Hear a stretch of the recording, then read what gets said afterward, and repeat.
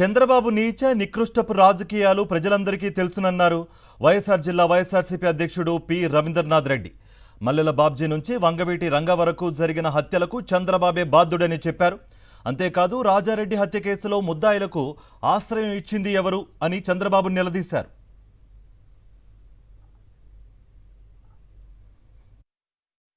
ప్రజలందరికీ తెలుసు చంద్రబాబే నీచ రాజకీయాలు చేస్తాడు అని, నికృష్టపు రాజకీయాలు చేస్తారని, హత్యా రాజకీయాలు ఆద్యుడు ఆయనే అని ప్రజలందరికీ బాగా తెలుసు. హత్యా రాజకీయాలు చేయడం పూర్వం నుంచి మల్లెల బాబ్జీ ఆత్మహత్య నుంచి మొదలుకొని రాఘవేంద్రరావు ఒక రిటైర్డ్ ఆఫీసరు ఆయన హత్య, వంగవీటి మోహన్ రంగా, సో ఇట్లా చెప్పబడితే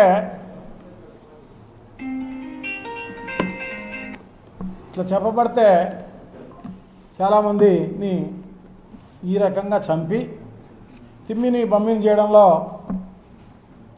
ఈయన నిష్ఠాతుడు కాబట్టి అది ఇంకొకరిపైన బురద చల్లే కార్యక్రమం చేసిన పరిస్థితి మనం గతంలో చూసాం, ఇప్పుడు చూస్తున్నాం. మరి ముఖ్యంగా రాజారెడ్డి గారి హత్యలో ముద్దాయిలను నెలపాటు ఆశ్రయం ఇచ్చింది ఎవరు అంటే, నువ్వు వెనకుండి రాజారెడ్డి గారిని చంపించినావనే కదా ఉద్దేశం. సో వీళ్ళు చేసే భాగోతాలు కప్పిపుచ్చుకునే దానికోసము అందరు వేరే వాళ్ళపైన బురద చల్లే కార్యక్రమం, వేరే వాళ్ళపైన బనాయించే కార్యక్రమం చేస్తున్న పరిస్థితి మనం చూస్తున్నాం. చాలా దారుణం.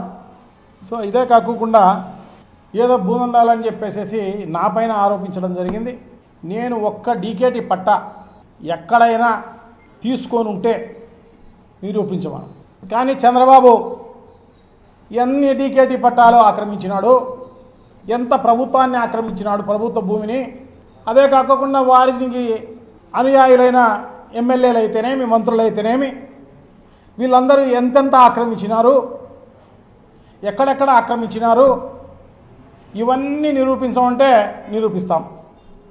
నాది నిరూపించమను. మళ్ళీ ఊరికే ఆరోపించడం కాదు, మసి ఊసి గుడ్డను మొహాన్ పైన వేస్తే సరిపోతుందిలే అని చెప్పేసి ఏ దానిపైన కూడా ఎటువంటి విచారణకైనా నేను రెడీ. మరి మీరంతా రెడీనా? మరి ఈరోజు సోకాల్డ్ పేపర్లు రాస్తున్నాయి, ఈనాడు పేపర్, ఇవన్నీ ఎంతమందిని అరెస్ట్ చేసేసి ఆయన ప్రెస్సులు పెట్టుకున్నాడు అనేది చెప్పమంటే చెప్తాం.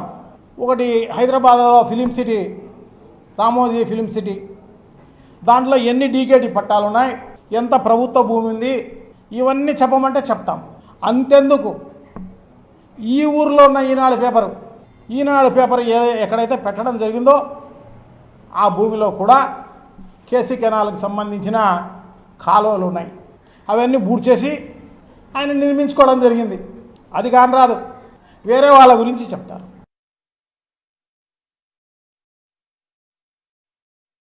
మేము మా మనిషి మా వైఎస్ఆర్ కాంగ్రెస్ పార్టీ నాయకుడు చనిపోతే మేము బాధపడుతూ మేముంటే వాళ్ళు వేసే కార్యక్రమం జరుగుతోంది.